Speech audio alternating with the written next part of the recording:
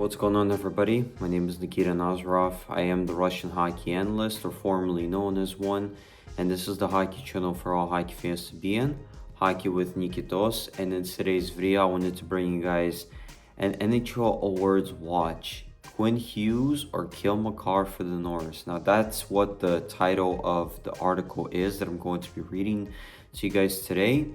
It's brought to you by The Athletic. The writer for this one is Dom Lisician. Yo, I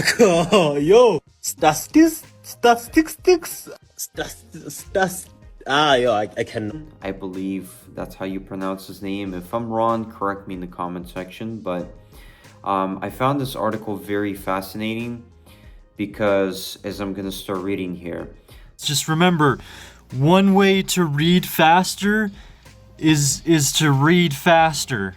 Throughout the season, I'll be breaking down the numbers behind the race for each major player award, so that would be Dom in this case. Did you just call me dumb? The Hart, the Norris, the Calder, the Selke, the Vezina, the Ross, and the Rocket Reinhart. Numbers, of course, aren't everything, but they add much needed context to the awards race and can help shine a light on players deserving of more recognition, while adding caveats to other players that may have some warts. This post presents the top 10 for each category based on a set of criteria of guidelines. There's plenty of room for discussion and debate within and outside those guidelines. Let's get right into it. So, fresh off the Four Nations face-off, while there hasn't been a whole lot of change in the new year, especially at the top, it's still worthwhile to see how the contenders are progressing and whether any challengers have emerged. Aside from the Vezina trophy, each race is still close enough that the finish could be exciting down the stretch. Will the current leaders hold on, or will they be served at the last minute? So based on my interpretation of the numbers here's how each key race currently shakes out as of February 9th. So here we go, the Hart Trophy. Obviously the most valuable player during the regular season. Draisaitl leads the way there with an offensive rating of plus 15.8, a defensive rating of plus 4.6, which gives him a net rating of 20.3. And that's the criteria, that skaters are ranked by net rating adjusted by position, because you have somebody like Makar that's at second, that's averaging 18.8. McKinnon, 18 on the dot. Kucherov is 4th, 17.2. Quinn Hughes is 5th at 16.1. McDavid is 6th at 15.9. You have Connor Hellebuyck, I guess, as an outlier, plus 28. Reinhart at number 8 with 15.6. Same for Werenski there at number 9. And number 10, Jack Hughes with 14.6. There are a lot of great choices for the Hart this season, and it's hard to truly go wrong. Draisaitl is the current leader in net rating at plus 20.3 for a good reason. He's putting up a career best all-around season as an Edmonton primary driver. No small feat on that team. Draisaitl leads the league in goals with 40, is second in points with 83, and displayed some shockingly Selke caliber defense. With a plus 4.6 defensive rating, Draisaitl would be a very worthy Selke candidate for anyone willing to look past his lack of penalty kill time. The fact that Draisaitl is scoring as much as he is on the top of that is special, the kind of combination that usually puts Austin Matthews near the top of this list. This year, it's Draisaitl providing the rare blend of lethal scoring and two-way ability. He's been a world-class 200-foot player. As good as Draisaitl has been, however, he's not quite running away with things just yet. There's still time for players to make things interesting. Could a defenseman win, or just be nominated, for the first time in over 2 decades? Quinn Hughes has the narrative for it, given how well he's played, and how poor the rest of his team has been. But Zach Werenski has a similar argument to be made in Columbus, and Makar has been excellent too. Could a goalie win for the first time in a decade? Connor Hellebuyck is making a strong case, have his own given as he saved 28 goals above expected this season. By pure value, that's 8 goals clear of Draisaitl. Anyone wishing to go goalie route this year wouldn't be wrong to do so. Hellebuyck ranks 7th here, though, because his value lands in the 99.8th percentile of goalies. That's lower than 6 skaters above him compared to other skaters. Comparing goalie value to player value is very tricky, but that method aligns with how infrequently goalies win MVP. They need to be head and shoulders above the field, as Hellebuyck far enough ahead. There are also other forwards who can challenge Draisaitl. Nathan MacKinnon is leading the league in points, while Nikita Kucherov, with an improved defensive game, is leading in points per game and primary points. Both would be worthy options. And then, of course, there's still Connor McDavid, who sits just outside the top 5, even despite a down year. Don't count him out. The best player in the world can still surge down the stretch. Draisaitl is the top choice at the moment, but some worthy competitors can still make this race very interesting. Bear with me, guys, by the way. I found the best clip possible for Cale Makar. I tried to find one where I wouldn't have to look through multiple videos and do like a compilation. Tried to find a video that's like about 3 or 4 minutes long so that I can fit my speech into it. And I found one from his scouting combine in 2017. So enjoy what's displayed on the screen. But next, we're going to be talking about the Norris Trophy. So the best defenseman in the NHL. Cale Makar leads the way with 18.8, Quinn Hughes at 16.1, Zach Werenski at 15.6, Evan Bouchard at 14.8, Adam Fox is 5th at 13.7, Josh Morrissey after that at 6, 11.5, Thomas Harley 11.2, Rasmus Dahlin 11.1, Victor Hedman 10.8, and Matthias Ekholm at 10.6. So, of course, the criteria is defensemen who play top pairing minutes ranked by net rating. Hughes has been the best defenseman in the league this season again. Per 82 games, he's on pace for 103 points, impressively doing so on a team that struggles to generate any offense around him. Hughes leads his team in points by a hefty margin, producing despite a degree of difficulty the other top candidates aren't bothered by. That, along with some strong underlying numbers, brings Hughes' net rating to plus 28.1 per 82 games. That's the best mark in the league for a defenseman. When it comes to creating offense and moving the puck up the ice, Hughes is always at the top or right near it. The question with Hughes is how much missing 8 games should hurt his chances.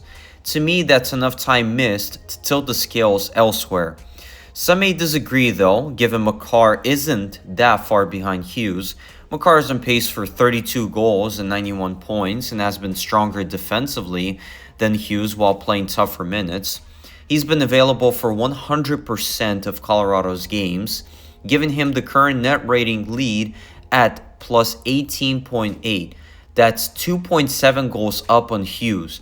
Per 82 games, Makar is at plus 27, 1.1 goals back of Hughes.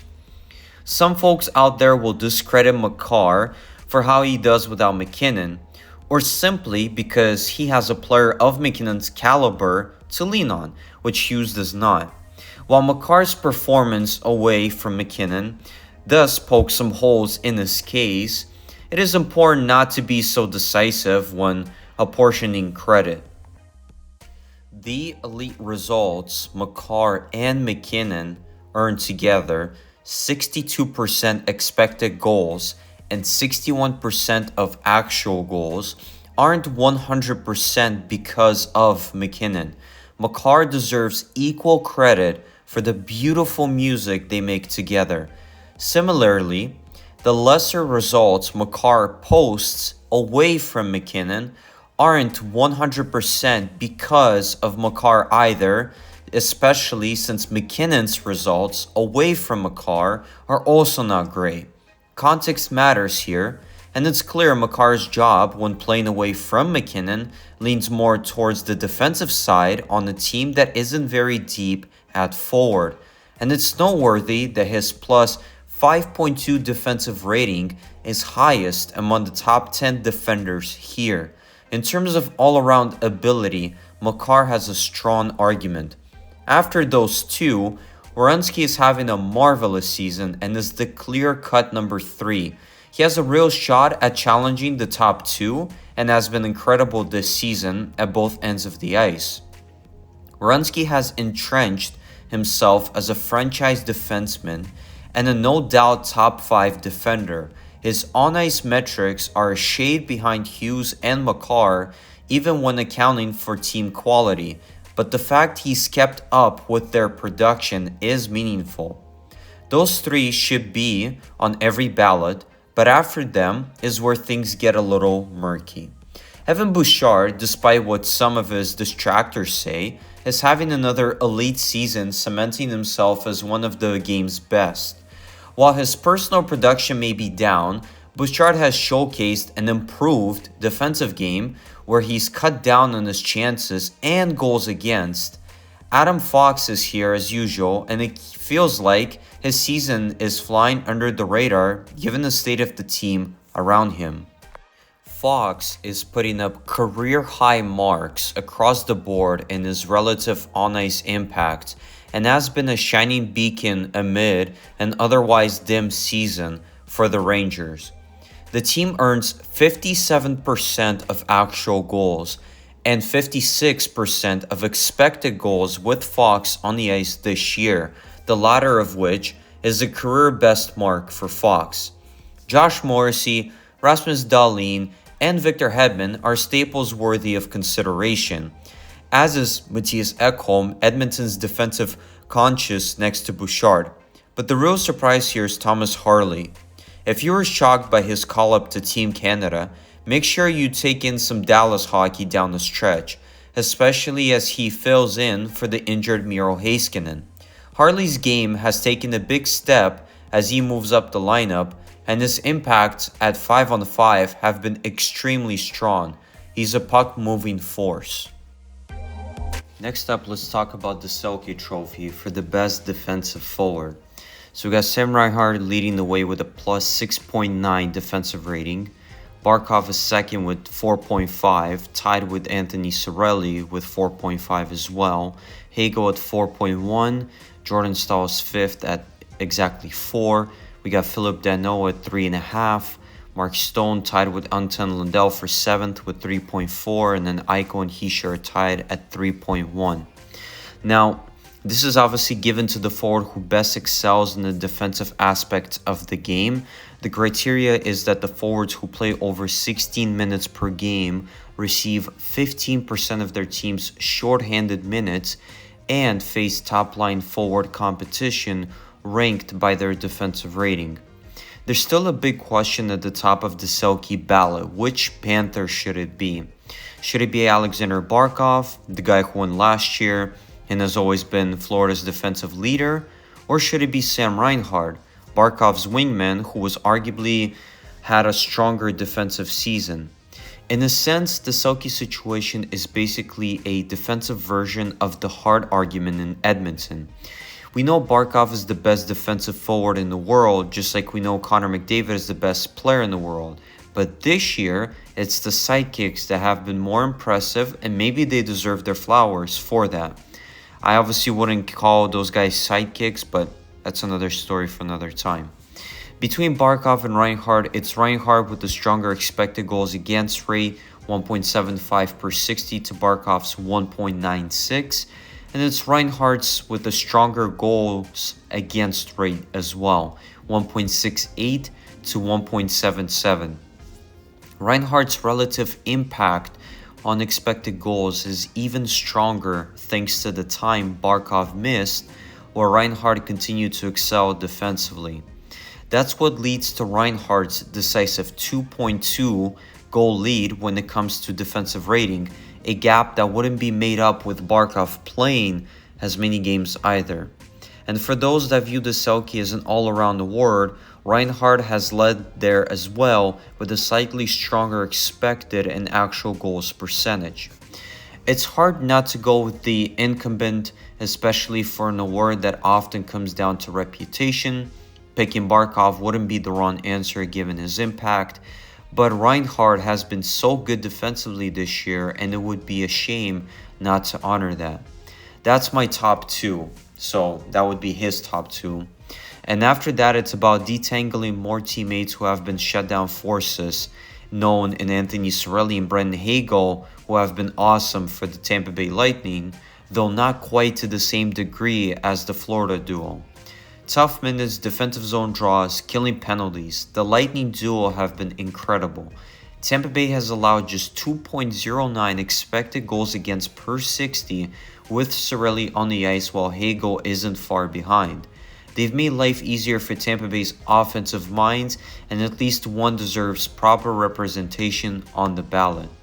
After that quarter, there are still some other great options. Jordan Staal, my only exception to the 16 minutes per game rule, and Philip Danault have been as strong as usual. Ditto to Nico Hischier, who's becoming the Selke mainstay. Anton Lundell is following his captain's footsteps, and Vegas' duo of Mark Stone and Jack Eichel has been dominant as well. There are a lot of strong choices, but the top of the ballot starts in Florida.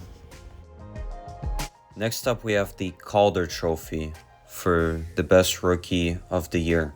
So the Dustin Wolf leads the net rating with a plus 10.9. Second highest is tied for 2.7. That would be Macklin Celebrini along with Lane Hudson.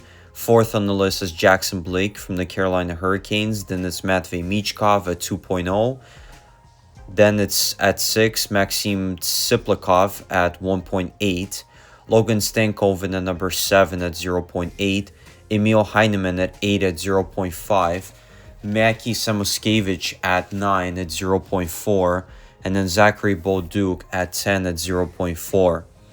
It is given to the player selected as the most proficient in his first year of competition in the NHL. The criteria is that rookie skaters are ranked by net rating adjusted by position. So best on net rating, there is no gap between Celebrini and Lane Hudson. Picking between the two will be a challenge.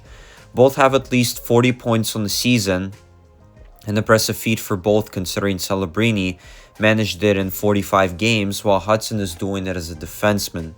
Both players are major offensive catalysts for their teams with equally strong relative impacts at 5-on-5, though Hudson does give a bit more back defensively. Both dazzle beyond just scoring too, with some electric highlight reels that hint at some tantalizing upside. Both Celebrini and Hudson are already stars in this league, setting the course for superstardom, but they have not been the best rookies this season. That honor should belong to Dustin Wolf, who's putting himself in the Vezina conversation as a rookie goaltender. Wolf has almost single-handedly dragged the very poor Flames team into the West wildcard race. That's how good he's been. The Calder should be his to lose. Comparing a skater's value to a goalie's value is a challenge. When it comes to awards voting, the difference between the two often has to be the overwhelming of the goalie's favor to make up for the difference in opportunity the goalie has to accrue in value. Wolf has a strong case with how he's played this season, however. Wolf's 10.9 goals saved above expected is a top 10 mark among starters, landing him in the 85th percentile among all goalies. By that same rubric, Celebrini's and Hudson's net ratings land in the 65th percentile among skaters. Apples to apples, of course, Wolf comes out ahead by a significant margin. For Wolf to land in the 65th percentile, his goal saved above expected would have to be closer to 5.3. That difference certainly feels overwhelming enough to have Wolf as the current Calder front runner. Alright, now in terms of the Vezina Trophy, of course, for the best goaltender in the NHL, we have Connor Hellebuck leading the way with Goals saved above expected at 28 exactly, which is just a crazy number. Number 2, you have Logan Thompson of the Washington Capitals at 23.3. Lucas Dosto is third on the list at 19.8. You have Joey Daccord at 4th at 18. 5th is Mackenzie Blackwood at 13.7. You have Igor Shesterkin at 6 at exactly 13. 7th is Vasilevsky at 11.6. Joseph Wall is 8th at 11.3. Dustin Wolf is 9th at 10.9. And Vejmelka is 10th at 10.7. And then if you look at just their save percentages, you have Hellebuyck at 925. His expected save percentage is 901. Logan Thompson at 919. His expected save percentage is 895. Lucas Dasso is currently at a 912, but expected to have a 893. Joey Daccord is at a 916, expected to have a 902. Mackenzie Blackwood is at 916, expected to have a 904. Igor Shesterkin is at a 904, expected to have a 892. Vasilevsky is at a 918, expected to have a 909. Joseph Wall has a 908. His expected is 898. Dustin Wolf has a 913 save percentage. He's expected to have a 900 save percentage.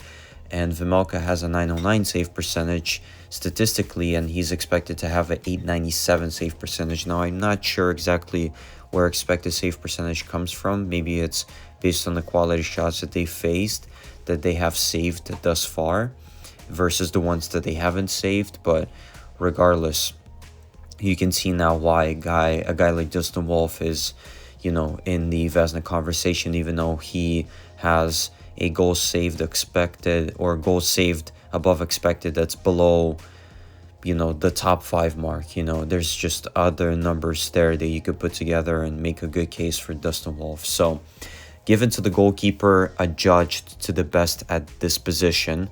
Of course, he's explaining here in this article basically the metrics that were used for the goaltenders. Their criteria is goalies who have played half of their team's games or more, ranked by goals saved above expected courtesy of Evolving Hockey and Money Puck. So not much new here. The Vezina is still Hellebuyck's to lose. There should be no question about who's the league's best goalie is right now. Hellebuyck right now has a 925 save percentage on the year and has saved 28 goals above expected, both of which are league best marks. He is by far the biggest reason why the Jets are a top 2 team this season, and his year-to-year consistency at this level is nothing short of remarkable. Although I will tackle him on that point. There was a period there not that long ago as a Hellebuyck fan where I was like, he's just so inconsistent. If he could just get his consistency together, but he eventually did, and he's now become the best goalie in the league. The gap between Hellebuyck and the next best goalie has closed a bit though, with Logan Thompson entering the chat. Since the start of the new year, Thompson has saved 11.7 goals above expected to Hellebuyck's 3.5, according to Evolving Hockey. The difference between the two is now just under 5 goals. It's not enough of a surge to make the Vezina race interesting yet, but at the very least it makes Thompson the clear-cut number 2 option after Hellebuyck. After that is where things get interesting. 2 goalies on 2 bad teams would be Lucas Dosto and Joey Daccord have admirably held their own despite difficulties in front of them. Ditto for I guess shout out to Igor Shesterkin in that case. On the middling Rangers team, Mackenzie Blackwood, Andrei Vasilevsky, and Joseph Wall have been rock solid for their respective clubs. And rookie Wolf is turning heads in a major way. All very worthy candidates, but they're fighting for third. The top 2 looks fairly set.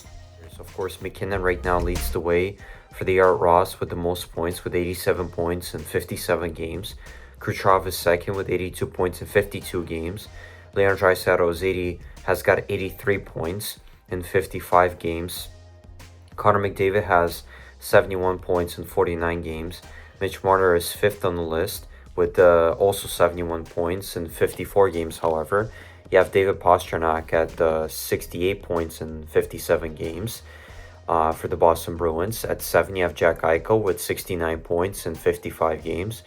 You have Mikko Rantanen at 66 points in 55 games. You have Kyle Connor at 69 points in 56 games. And then you have Jack Hughes finally at 65 points in 57 games. When you look at the projected point totals for each and one of those players, McKinnon is at the top, tied with Kucherov for 126 points. Just to dive into the numbers, McKinnon is projected to have 34 goals, 92 assists, whereas Kucherov is projected to have 39 goals, 88 assists.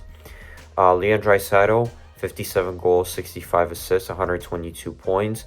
Connor McDavid, 36 goals, 79 assists, 115 points. Mitch Marner, 25 goals, 79 assists, 104 points. David Pastrnak, 42 goals, 57 assists, 100 points. Jack Eichel, 30 goals, 69 assists, 99 points. Mikko Rantanen, 39 goals, 58 assists, 97 points. That's assuming he's going to keep up the pace that he has been on, especially for most of that time that he spent with the Colorado Avalanche. Kyle Connor there with 42 goals, 53 assists for 95 points. And then you have Jack Hughes at 35 goals and 58 assists for 93 points. So this race will probably go down to the wire and will probably be between McKinnon and Kucherov, both of whom are projected for 126 points, as I mentioned. McKinnon is the current leader with 87, but it's actually Kucherov who's leading in points per game at 1.58. Will the final 27 games be enough for Kucherov to make up the 5-point gap? It'll be tight. Over in Edmonton, Draisaitl now looks like the favorite to challenge the top two. He's surged over the last month, while McDavid has fallen off the pace a bit and missed some time to suspension as well. That 3-game suspension did not help. Draisaitl is only 4 points back of McKinnon with 2 games in hand. And with the way he's been playing this year, there's a decent chance he can continue to produce above his projected output. So yeah, last but not least, we got the Rocket Richard here for the most goals. Right now, Draisaitl leads the way with 40 goals in 55 games. William Nylander is at 33 and 55. Braden Point is at 30 goals in 49 games. Sam Reinhart with 31 goals in 57 games. Mark Scheifele with 31 and 56. Pastrnak with 28 and 57. You have Kyle Connor at 30 and 56. Then you have Tage Thompson at 26 and 48. Mikko Rantanen is at 26 goals in 55 games. And then you got Jay Gensel at 27 goals in 53 games.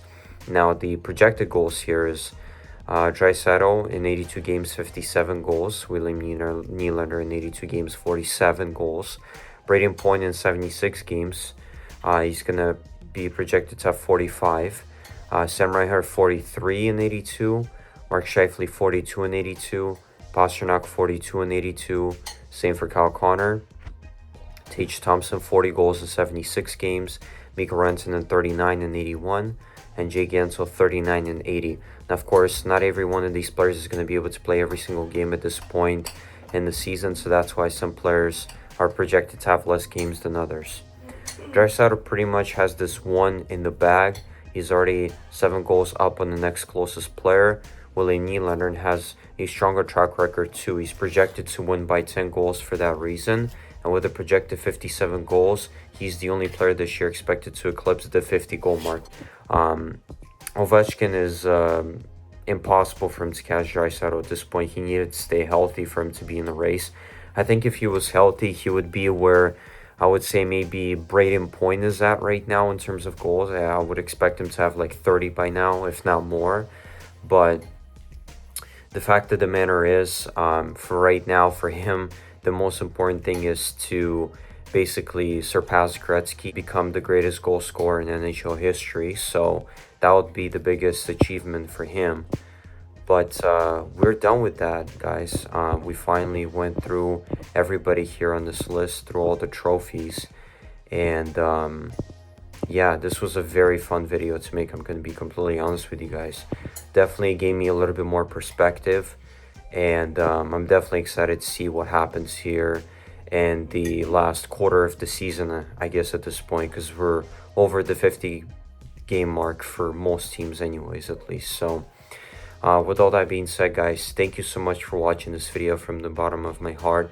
If you did enjoy today's content, make sure to subscribe and hit that notification bell so you stay up with all the content that's going to be coming up on this channel. Make sure to share this video on all social platforms.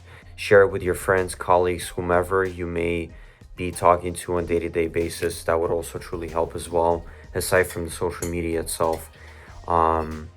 Make sure to like the video if you did truly enjoy the content, and leave your comments, your thoughts down in the comment section, whether it's to give me some sort of support, critique maybe on how I could do better in terms of my video quality and things of that nature, and kind of just let me know your thoughts about the video as well and what we discussed in today's video. And with all that being said, guys, my name is Nikita Nazarov, formerly known as the Russian Hockey Analyst. This is the hockey channel for all hockey fans to be in, Hockey with Nikitos. And I'll see you guys all in the next video. Take it easy and